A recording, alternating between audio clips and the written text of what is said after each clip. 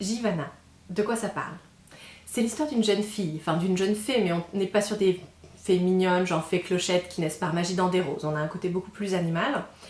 Elle aurait dû mourir à la naissance. Elle a été sauvée par l'esprit d'une déesse. En fait, la déesse voulait s'incarner dans ce bébé pour revenir au monde. Ça n'a pas marché. Ça a sauvé quand même la jeune fille qui a grandi, qui est maintenant adulte. Elle a toujours l'esprit de cette déesse en elle. Elles se parlent toutes les deux, elles le vivent plutôt bien. Bon, la moitié de son village pense qu'elle est folle, mais elle, ça va. Au tout début de l'histoire, il va y avoir un gros nuage d'insectes qui va arriver, qui va tout recouvrir. Le ciel, le soleil, ils savent pas ce qui se passe, c'est très inquiétant. Et la déesse se dit, si j'avais mes pouvoirs, je pourrais peut-être faire quelque chose. Donc elles vont partir en quête toutes les deux pour trouver une solution pour ramener la lumière. C'est un roman assez féministe qui dit globalement que les filles vont sauver le monde et qu'on a toute une déesse en nous. Il se passe dans le même univers que les Fée-d'Éline.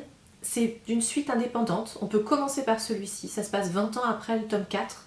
Si on a aimé les Fée-d'Éline, on peut prolonger l'aventure avec Jivana.